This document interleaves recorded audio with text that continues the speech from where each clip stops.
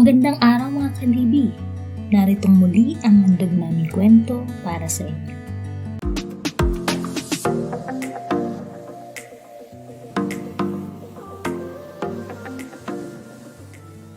Pinamagatang napagkasunduang kasal. Ang kasal ay napakasakramentong bagay. Ito na yata ang pinakamasayang pangyayari sa buhay ng dalawang taong nagmamahalan. Ang matali sa taong mahal mo at mahal ka rin. At para kay Pamela Ortega, ito na ata ang pinakamasayang nangyari sa buhay niya.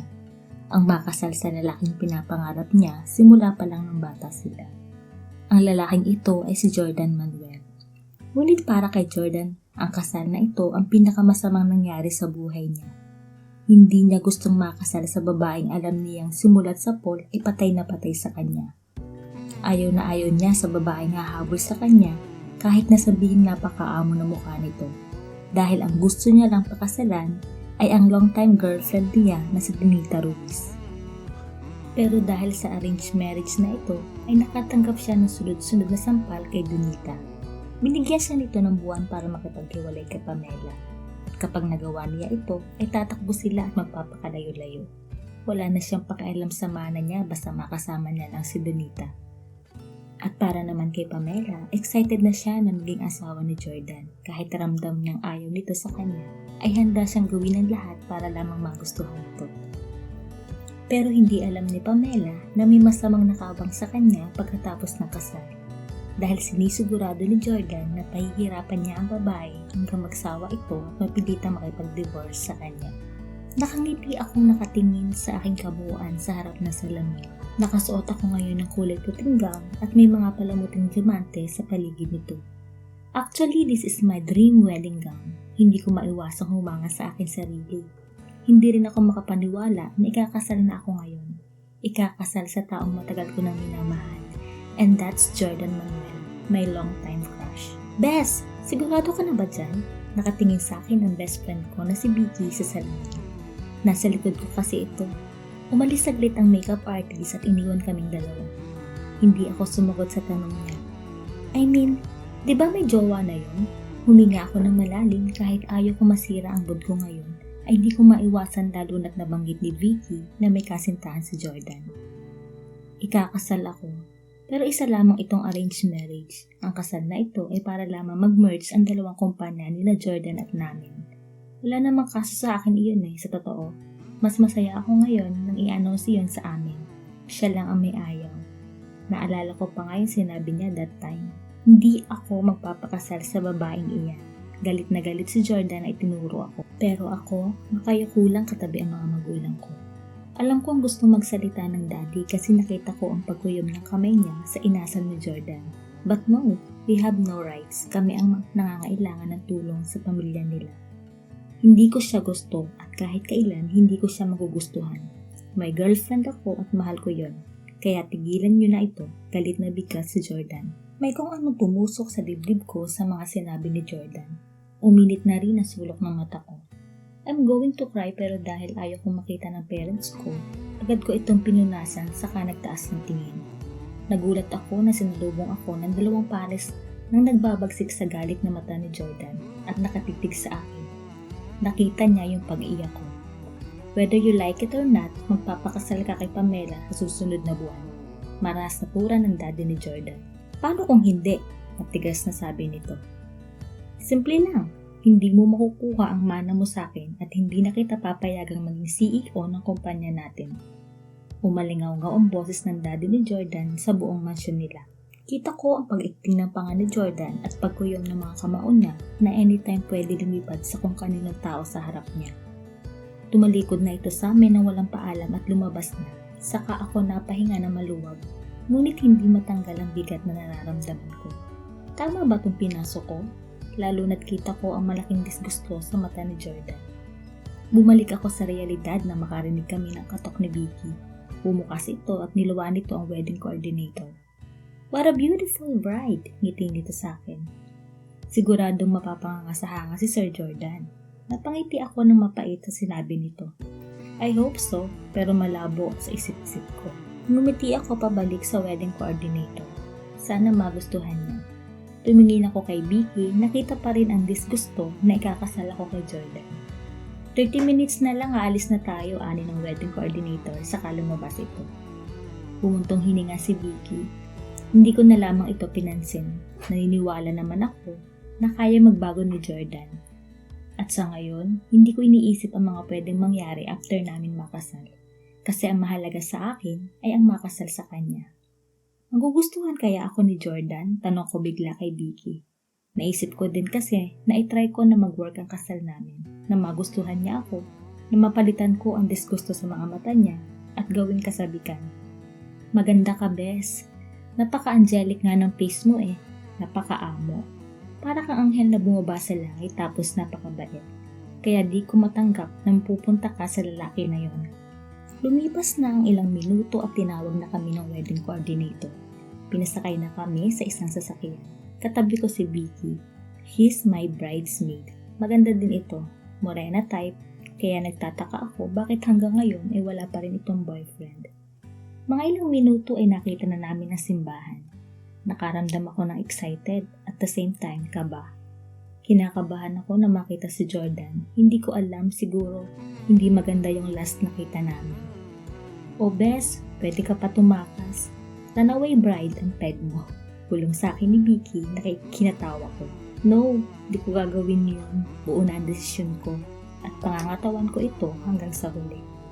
Ano man ang mangyari, gagawin ko ang lahat para magkagusto sa akin si Jordan.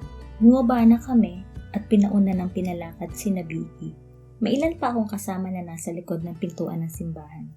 Are you ready, ma'am? Tanong sa akin ng coordinator at tumango naman agad ako. Lumapit na rin sa akin ang parents ko na maluha-luha. Gusto ko magsalita pero may nakabara na anytime magsalita ako ay kusang tutulo ang mga luha ko. Ayaw ko makita nila yon. Napahugot ako ng hangin na magsimulang bumukas ang pinto ng simbahan. Nag-angat ako ng tingin, nagsimula ng tumugtog ang wedding song namin. Naglakad na kami ng dahan-dahan kasama ang parents ko. Sobrang ganda ng pagkakadesenyo ng simbahan. Pinaghalong old rose at white ang motif, tapos parang garden type pa. Gusto ko umiyak kasi tinupad ng parents ko yung dream wedding ko, lalo na yung dream groom ko. Sinalubong ako ng ngiti ng mga tao. I also see my aunties and uncle. Hindi ko nakilala yung iba, siguro mga kamag-anak namin ni Jordan. Nakita ko rin sina tito at tita na nakangiti sa akin. Nakita ko rin si Vicky na nakangiti sa akin. Sobrang gaan sa pakiramdam na suportado ka ng best friend mo. Kumabog ang dibdib ko nang makita ko ang isang napakagwapong lalaki na bumagay ang suot na suot nito. Seryosong nakatingin sa akin. It's him, my groom. Kulang na lang matumba ako sa kinatatayuan ko. Sa paraan ng pagtitig niya sa akin, hindi ko mabasa ang iniisip niya. Pero somehow, natuwa ako dahil pumayag siya. Ngumiti ako sa kanya na hindi naman niya pinansin. Magkatabi na kami ngayon ni Jordan. Nasa harap namin yung pare na magkakasal sa amin. Gusto ko siyang lingunin at tanungin bakit pumayag siya. Pero di ko magawa. Sabay mo pang seryoso ng mukha niya at hindi siya umiimik. Nakaramdam ako bigla ng kaba. Tinanong siya ng pare. I do. Agad na sagot nito na nagpatalo ng puso ko. Bumaling naman sa akin yung pare at tinanong ako. Mabilis ko itong sinagot. I do, father. Marami pang sinabi ang pare saka napunta dun sa part na kinahihintay ko. You may now kiss the bride. Anunsyo ng pare. Kinakabahang ginalaw ko ang katawan ko at humarap kay Jordan na nakaharap na rin sa akin. Sobrang lamig ng titig niya. Walang imik-itang lumapit sa akin at hinawakan ang dulo ng belo ko saka ito itinaas. Napahugot ako ng hangin na unti-unting lumapit ang mukha niya sa akin. Pumikit ang mata ko. Ramdam ko na ang mainit niyang hininga sa gilid ng leeg ko. Mumulat na sana ako nang biglang magsalita ito. Don't be so happy. I'll make your life like hell. Sobrang diin ng pagkasabi niya. Nagsasalita na sana ako nang sindugod niya ako ng halik. Nabingi ako sa sinabi niya at nabingi sa palakpakan ng mga tao. Hindi ako makagalaw bigla. Para akong naistatwa sa kinatatayuan ko. Humiwalay siya sa akin at nakita ko ang napakademonyong ngisi niya na ngayon ko lang nakita. Napahugot ako ng hangin, binalot ako ng lamig, binundol ako ng kaba at ngayon parang nakaramdam ako ng takot. Takot sa mga mangyayari after nito. Congratulations to you, Mrs. Manuel. bati sa akin ng mga bisita namin. Tapos na kasi ang kasal at kasalukuyan nasa reception area na kami. Kanina pa ako palakad-lakad dito at nililibot ng paningin. Lahat ng tao ay busy sa kani-kanilang gawain. Muli hinanap ko na naman ang taong kanina ko pa hinahanap, si Jordan. After kasi ng kasal, hindi siya sumabay sa akin dahil bigla na lang itong umalis. Tanggap ko naman na ayaw niya sa akin, pero hindi naman sa araw na ito na kailangan ko siya. Uy Bes, anong ginagawa mo dyan? Dapat andun ka lang nakaupo. Turo niya sa gitna na parang mini stage at may 2 upuan. Hindi pa rin ba bumabalik yung asawa mo? Tanong nito na kinakailangang sagutin ko. Hindi ako makasagot o makatingin sa kanya. Baka kasi makita niya yung takot at kaba sa mata ko at madulas akong masabi sa kanya ang sinabi ni Jordan sa akin kanina lang. Mukhang nakaramdam si Betty at tiningan ako ng seryoso. Ano ang sinabi sa'yo ni Jordan? Seryoso ang boses nito dahil sa tono niya, di ko maiwasang uminit ang sulok ng mata ko. Pansin niya siguro na hindi ako makapagsalita, kaya niyakap na lang niya ako. Ayoko umiyak sa harap niya. Andito lang ako huwag kang mag-aalalang sabihin sa akin. Humiwalay ako sa kanya at ngumiti, saka ko ito iniwan. Hanggang nakita ko ang sekretary ni Jordan at dito ko nalaman na nasa hotel room na pala ito. Kaya naman dali-dali ako naglakad papunta sa kwarto na kinaroroonan nito. Pagkaharap ko sa pinto ng room 101, sinalakay ako ng kaba. Hindi ko alam kung saan, siguro sa paraang kakausapin ko si Jordan after nang sinabi niya sa akin sa simbahan. Huminga ako ng malalim at inabot ang seradora ng pinto. Pinihit ko ito, luckily hindi siya nakalock. Pumasok na ako sa loob, bumungad sa akin ang sala. Wala naman si Jordan dito. Tama ba yung sinabi ng sekretary nito? Nilibot ko ang paningin ko. Maayos naman ito. Mukhang hindi pa nagagamit. Humakbang ako palapit sa sofa na may maapakan akong tela. Pinulot ko ito at nang masilayan ng ilaw ay nanlaki ang mga mata ko. Bakit may damit dito ng babae? Nabitawan ko ang bagay na hawak ko dahil sa boses ng babae na naririnig ko. Kinakabahan ako. Hindi ako makalunok. Ayaw ko mang isipin yung iniisip ko. Kaya lumapit ako sa pintuan na medyo bukas at sumilip ako. Kusang nagunahan sa pagtulo ang mga luha ko sa nakita ko. Ang sakit, sobrang sakit na makita ang asawa mo na may kasamang iba. Napapikit na lang ako sa mga nakita ko. Ito ba yung hell na sinasabi ni Jordan kanina? Naglalabo ang mga mata ko na tumalikod at nanginginig ang paa ko na hinakbang palabas ng room na yan. Napaupo ako sa labas sa kahumagulhol. It hurts to see your husband doing the honeymoon thingy with other girl that's supposed to be with you. Mugto ang mata kong bumalik sa reception area. Dumiretso ako agad sa restroom para ayusin ang sarili ko. Pilong ko kasi nasira na yung makeup ko kahit hindi naman masyado heavy ito. Nag-apply ako ng makeup sa mukha ko, yung hindi magmumukhang galing sa iyak. Natigilan ako sa napansin kong itsura ko sa salamin. Nakikita ko ngayon ang bride na hindi masaya. Naisip ko kung tama bang nagsuot ako ng wedding gown ngayong araw. Napayuko ako. No, paninindigan ko ito. Susubukan ko mahalin niya ako pabalik. After ko mag-ayos ay naglakad na ako palabas ng restroom. Muntik na akong atakihin sa puso na sumalubong sa akin sa harap ang matalim na titig ni Jordan. Muli, naalala ko na naman ang pagtataksil niya sa akin. Uminit na naman ang sulok ng mata ko. Ngunit tumigil ito nang walang salitang lumapit sa akin at marahas na hinawakan ako sa braso. Nag-aalab ang galit ng mga mata nito. Alam ko na nakita mo kami. Mahinang bulong nito ngunit may diin. Nanginginig na ang katawan ko. Natatakot na ako sa kanya. Natatakot ako sa titig niya at sa nakakuyom niyang kamao na anytime ay pwedeng tumama sa akin. Malakas niya akong idinikit sa pader at nanlilisik ang mga mata na tumitig sa akin. Sinumbong mo pa kay daddy. Napakapakalamera mo talaga. Hindi pa ba sapat sa'yo na pinakasalan kita kahit ayaw ko? Hindi ko na napigilang sunod-sunod na tumulo ang mga luha ko. Siya pa lang ang nakakakita ng luha ko. Pero kahit anong awa, wala akong makita sa mga mata niya. Ano pa bang gusto mo? Ano ang gusto mo? Sigaw pa nito na siyang nagpaiyak pa sa akin lalo. Huwag kang umiyak na parang ako pa ang may kasalanan. Gusto ko magsalita at ipagtanggol ang sarili ko na wala akong masamang ginawa sa kanya at hindi ko siya isinumbong sa daddy niya. Ngunit may nakabara sa lalamunan ko. Nanlambot ang katawan ko kasabay ang malakas na pagsara ng pintuan. Doon na ako napahagulhol.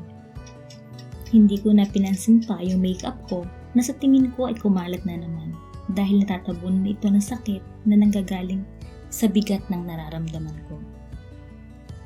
Ito ba yung sinasabi ni Jordan na help na ipararamdam na sa akin?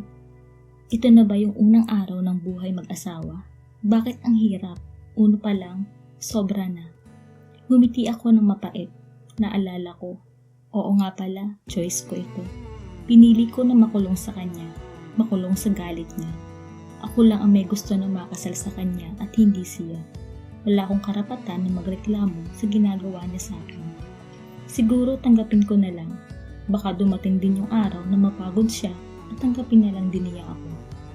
Tumayo na ako at muli kong inayos ang aking sarili. Nakatulala lang ako sa salamin habang nag-aayos.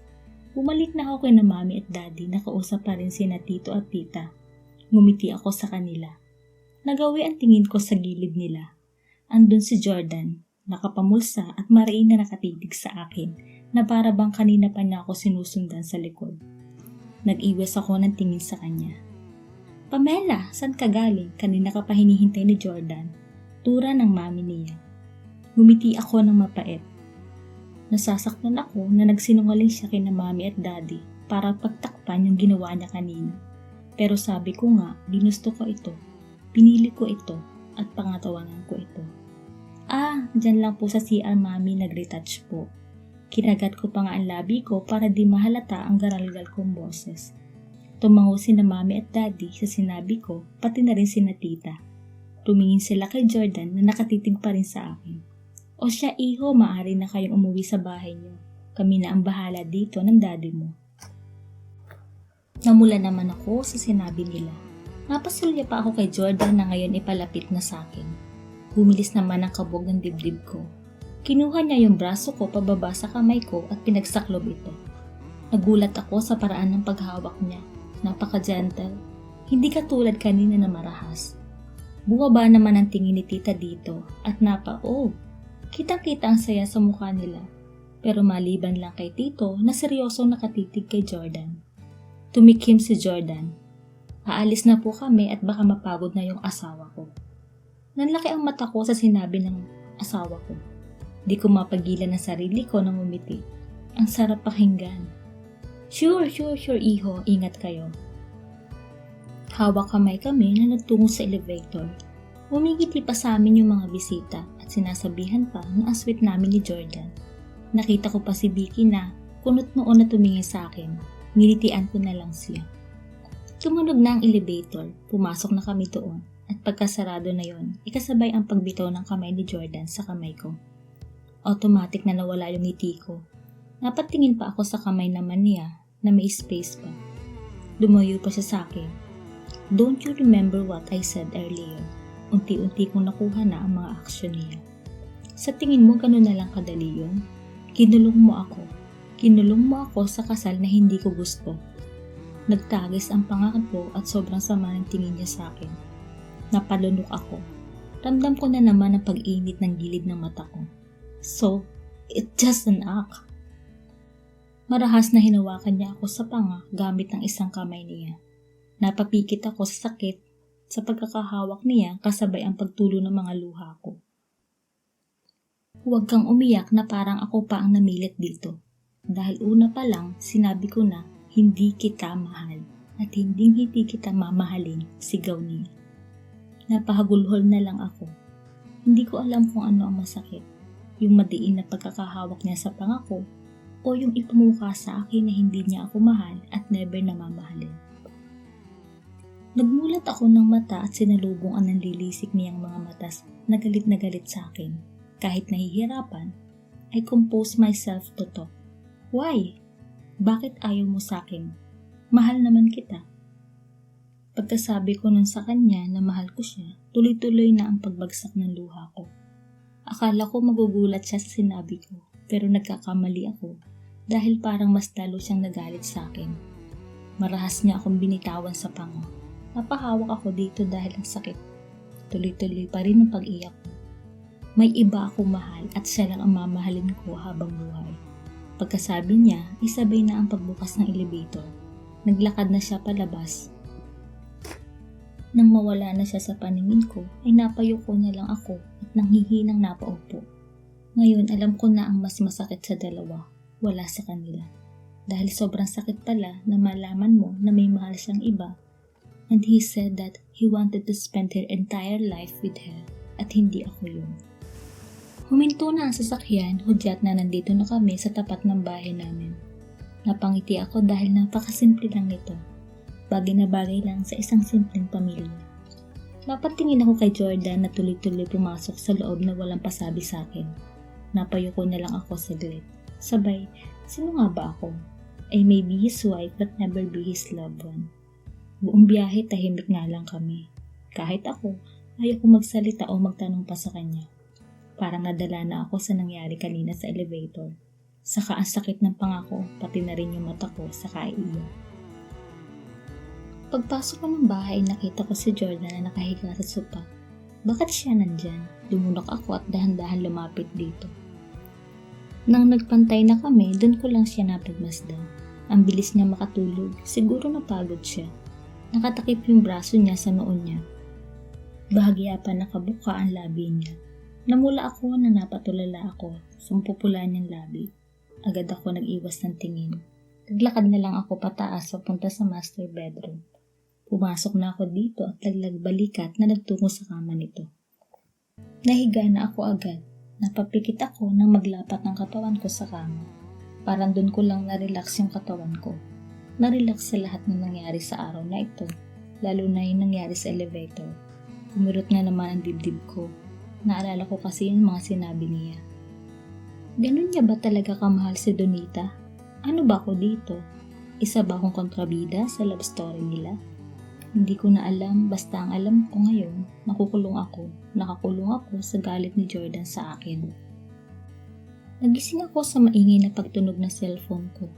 Pupungas-pungas na matang inabot ko ito sa side table without checking kung sinong tumatawag. Hello, namamaos kong sabi. Good morning, Bes. Oh, si Vicky pala to. Tumayo na ako nang makita kong alas 7 na ng umaga. Inayos ko na ang pinaghigaan ko habang nakaipit ang cellphone ko sa tenga ko. Kamusta ang first night niyo ni Jordan? Sa sinabi ni Vicky, nabitawan ko yung co-porter at dali-dali kong tiningnan ang daliri ko na may singsing. Confirm, totoo pala. Lahat na nangyari kagabi, kala ko panaginip lang.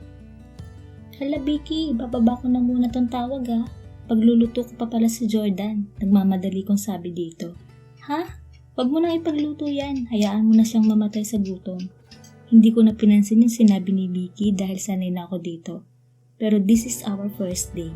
Unang araw ng buhay ng asawa, dapat paglutuan ko siya. Sana di pa siya nagigising sa natutulugan niya. Napangiti ako ng mapait nang maalala na mas pinili niyang matulog sa sopa kaysa tabihan ako. Napahinga na lang ako ng malalim. Uy bes, joke lang ha, pero some jokes are half meant. Charot, tumawa ito sa kabilang linya. Napailing-iling na lang ako sa mga sinabi niya. Loka talaga to. O siya, bababa ko na to at nagmamadali na ako lumabas ng kwarto.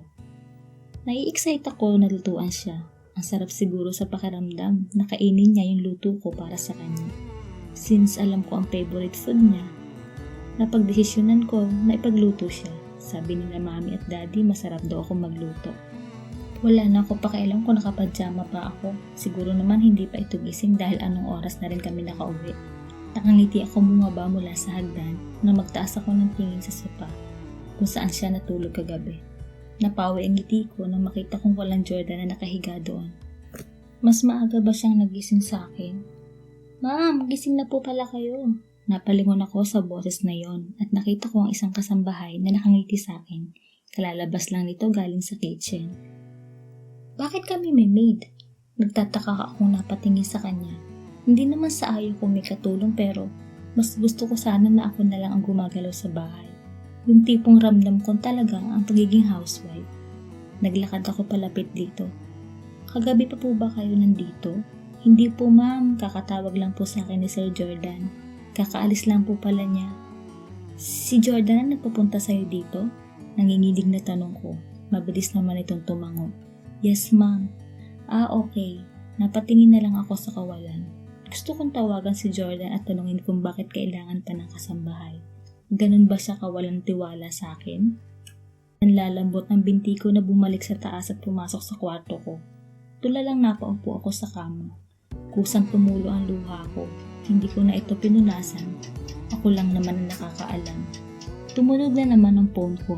Agad na kinuha ko ito at di na nag-abalang tingnan kung sino ang tumatawag. It's probably Vicky, my mommy or daddy. Tinapat ko ito sa tenga ko. Mawawala ako ng ilang linggo.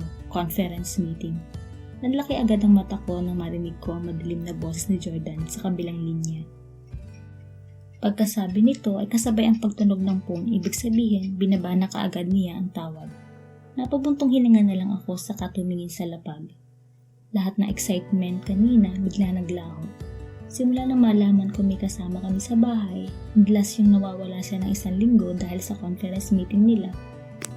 Paano ko pa mapapanamdam sa kanya ng asawa niya ako? Umiling-iling na lang ako sa sarili ko at nagtungo na lang sa CR para maligo. After noon ay nagpunta ako sa walk-in closet. Andun na yung mga damit ko, talagang si mama nag-ayos nun. Since nasa bahay lang ako, simpleng duster lang ang sinuot ko. Lumabas ako ng silid na may dalang libro at pumunta sa mini garden. Naupo ako sa bench doon. Mahangin at malilim lang dito kaya nakaka-relax. Nakakatanggal din ng problema. Nakaramdam na ako ng gutom kaya nagdiretso na ako sa kitchen. Andun si Johanna at nagluluto na. Alam niyo ma, maswerte niyo kay Sir Jordan. Medyo napahinto ako sa sinabi niya. Peke akong ngumiti sa kanya. Talaga ba? Mabilis itong tumango. Opo ma'am, yun kasing si Ma'am Donita ang taray-taray. Akala mo sa kanya itong mansyon ni Sir Jordan. Ibig sabihin naglalagay si Donita sa mansyon ni na Jordan? Bumuntong hininga ako sabay. Sino nga ba ako sa kanya? Sa kalagitnaan ng pagkain namin, parang may gusto akong itanong sa kanya kahit nakakaramdam ako ng selos. Binaba ko ang kabiyatos ko sa tumingin dito. Pansin ko na parang ang bata pa lang niya. Nasa 20 years old. Johanna, matanong ko lang, nag-aaral ka pa ba? Opo, college student po ako. Working student, kumbaga. Sa gabi po, pumapasok ako. And then pag umaga naman po, nagtatrabaho po ako dito kina Sir Jordan. Elementary education pa lang kinukuha nito. Ngumiti ako sa kanya. Pwede pa ba ulit ako magtanong? Sure po ma'am. Lumunok muna ako bago nagtanong. Magkasama ba palagi sina Donita at Sir Jordan mo sa mansyon na ito?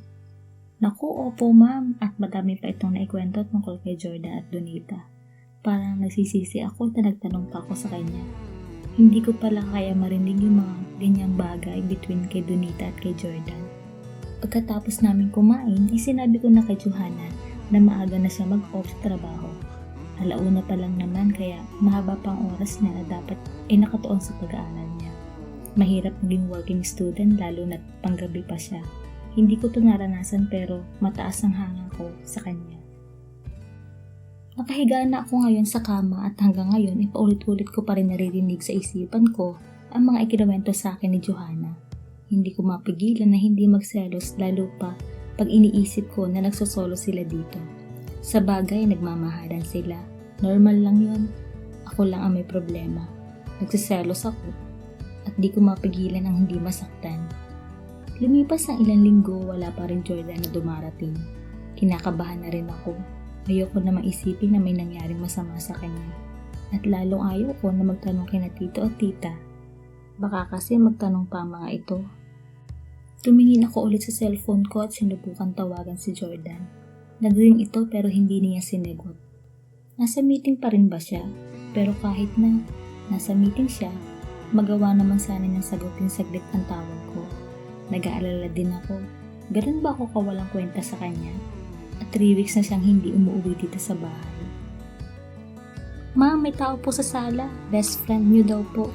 Napatunghay ako sa sinabi ni Johanna. Pinunasan ko muna yung luha na namuo sa mata ko. Napangiti ako na mapait. Palagi na lang ba akong umiiyak? Tumayo na ako at nang makarating ako sa sala ay nakita ko kaagad si Vicky na nakangiting kumakaway sa akin. Pero agad ding napawi ngiti nito nang pinagmasdan niya ako. Bakit parang namumutla ka, bes? Yung tipong hindi ka naaarawan. Asan na ba yung asawa mo? Nakataas ang kilay nito sa akin. Kinagat ko ang labi ko at tumiling. Conference meeting lang. Hindi ko na sinabi na ilang linggo nang wala, baka mamaya umabot pa ito sa parents ko at yun ay ayaw ko. Bakit ka nga pala napadalaw, Vicky? Napaupo na ako sa tabi niya. Umirap naman ito sa akin. Bes, nakalimutan mo ata na mamasyal tayo ngayon. Ayaw nga pala, ngayon pala kami aalis. Gusto ko pagalitan yung sarili ko dahil madalas na nawawala na ako sa mga plano ko. Ang dami ko na rin nakakalimutan dahil nakatuon lang ang atensyon ko kay Jordan na hindi pa dumarating. Siyempre hindi ko nakakalimutan. Sige pala, magbibihis lang ako saglit ha. Palusot ko sa kaibigan ko at mabilis na akong tumalikod sa kanya. Okay ka lang ba? Bigla nitong tanong sa akin. May kung anong bara sa lalamunan ko na hindi ko alam kung paano ko sasabihin sa kanya. Ha? Oo, okay lang ako, Vicky. Huwag kang mag-alala, sabay ngumiti ako sa kanya. Di ko na siya hinintay pa na magsalita at nagdiretso na ako sa kwarto ko para magpalit ng damit. Nagbistida ako yung palagi kong ginagamit pag lumalabas. Ngumiti ako ng mapait sa salamin. Pagkatapos isabay na kami pumasok sa kotse niya. Nagkwentuhan din kami. Actually, siya lang ang magkasalita. Tahimik lang talaga akong tao. Siya lang ang madaldal sa aming dalawa. Alam mo, bes, minsan sumama ka sa akin kasi sinasabi ko sa yung resto bar. Ang gagaling ng mga nagigig doon. Bar? Alam mo naman na hindi ko pumupunta sa mga ganong, Vicky. I know, bes, pero hindi naman to katulad ng bar na iniisip mo. Walang sayawan na nagaganap doon. Puro kantahan lang. At saka kahit hindi mo naman sabihin, kinukulong ka lang naman ng asawa mo sa bahay mo. Mahabang litanya pa ni Vicky. Bumuntong hinga na lang ako. Tama rin naman siya. Nagkukulong lang ako sa bahay. Kahit naman nung hindi pa kami kasal, taong bahay lang talaga ako. Sige, next time magpapaalam muna ako kay Jordan. Umikot naman ang mata nito nang banggitin ko ang pangalan ni Jordan. Ayaw na ayaw talaga niya dito. Nakarating na kami sa destinasyon namin. Kumain na kami ni Vicky, nagkwentuhan. Karamihan doon mga karanasan namin nung college at high school pa kami. Naiwan ako mag-isa na magpaalam si Vicky na may kailangan lang daw siyang kausapin at magkita na lang daw kami sa sasakyan nito. Nag-ikot-ikot muna ako at bumili ng ilang personal na gamit. Naglalakad na ako palabas habang sinecheck sa phone kung may text na nga ba si Jordan. Hindi ako nakatingin sa dinadaanan ko kaya di ko alam na may sasalubong sa akin. Nagkabungguan kami ng taong nasa harapan ko na may kasama pero hindi ko na pinansin. Sorry po, sambit ko na nakayuko dahil muntik na ako ma-out of balance sa suot kong heels.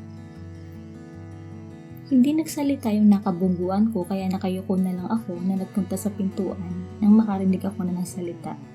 Jordan, uuwi ka na ba talaga mamaya? Hindi ba pwedeng ma-extend ng 1 month? Hagikik ng boses babae. Para akong naistatwa sa kinatatayuan ko at nagsimulang manginig ang katawan ko. Hindi ako tanga. Kilala ko yung nakabangga ko. It's him, my husband.